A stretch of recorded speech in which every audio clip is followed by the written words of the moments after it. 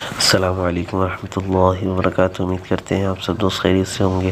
آج کی اس ویڈیو میں ہم آپ کو ایک بہت ہی عجیب و غریب واقعہ سنانے جا رہے ہیں۔ مدینہ منورہ کے گرد و نواح میں ایک ڈیرے پر ایک عورت فوت ہو جاتی ہے۔ دوسری اسے غسل دینے لگی تو غسل دے رہی تھی، جب اس کا ہاتھ مری ہوئی عورت کی ران پر پہنچا تو اس کی زبان سے نکل گیا۔ میری بہنوں جو 2-4 ساتھ بیٹھی ہوئی تھی ان سے وہ عورت کہنے لگی، یہ جو عورت آج مر گئی ہے اس کے تو فلاں آدمی کے ساتھ خراب تعلقات تھے۔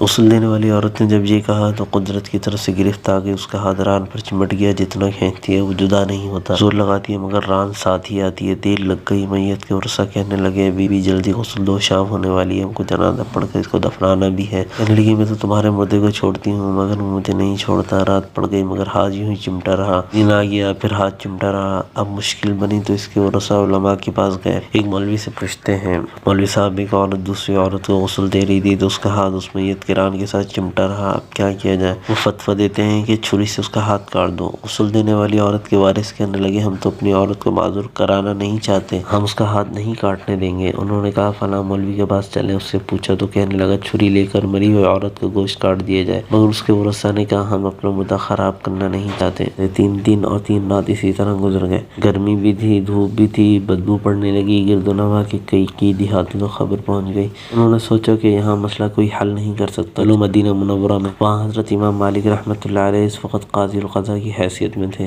وہ حضرت امام مالک رحمۃ اللہ علیہ کی خدمت میں حاضر ہو کر کہنے لگے، حضرت ایک عورت مری پڑی تھی، دوسری اسے غسل دے رہی تھی کہ اس کا ہاتھ اس کی ران کے ساتھ چمٹ گیا، چھوٹتا ہی نہیں، 3 دن ہو گئے، کیا فتویٰ ہے؟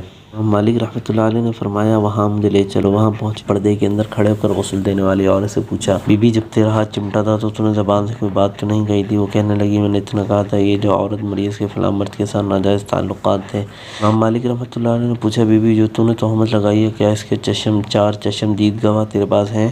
کہنے لگی نہیں۔ فرمایا، کیا اس عورت نے خود تیرے سامنے اپنے بارے میں اقرار جرم کیا تھا؟ کہنے لگی نہیں۔ پھر فرمایا، پھر تو نے کیوں تہمت لگائی؟ اس نے کہا، میں نے اس لیے کہتی ہے کہ وہ گھڑا اٹھا کر اس کے دروازے سے گزر رہی تھی۔ سن کر امام مالک رحمۃ اللہ علیہ نے وہیں کھڑے ہو کر پورے قرآن میں نظر دوڑائی، پھر فرمانے لگے، قرآن میں آتا ہے، والذین یرمون المحصنات ثم لم یأتوا بأربعۃ شہداء فاجلدوہم 80 جلدہ۔ جو عورتوں پر ناجائز تہمتیں لگا دیتے ہیں پھر ان کے پاس 4 گواہ نہیں ہوتے تو ان کی سزا ہے کہ ان کو 80 کوڑے مارے جائیں۔ تو نے ایک مردہ عورت پر تہمت لگائی، تیرے پاس کوئی گواہ نہیں تھا، میں وقت کا قاضی القضاء حکم کرتا ہوں، جلادوں اسے مارنا شروع کر دو۔ جلادوں نے اسے مارنا شروع کر دیا۔ وہ کوڑے مارے جا رہے تھے، 70 کوڑے مارے مگر ہاتھ یوں ہی چمٹا رہا۔ 75 کوڑے مارے گئے مگر ہاتھ پھر بھی یوں ہی چمٹا رہا۔ 79 کوڑے مارے تو ہاتھ پھر بھی نہ چھوٹا۔ جب 80 کوڑے مار دیے گئے تو اس کا ہاتھ خود بخود چھوٹ کر جدا ہو گیا۔ آج کی ویڈیو بس یہیں تک۔ اگر ہماری ویڈیو پسند آئی تو پلیز ہمارے چینل کو لائک اور سبسکرائب کر دیجیے گا اور گھنٹی کے بٹن کو بھی دبا دیجیے گا تاکہ ہماری آنے والی ویڈیوز کی اپڈیٹ آپ کو پہلے مل سکے۔ اور شکریہ، جزاک اللہ۔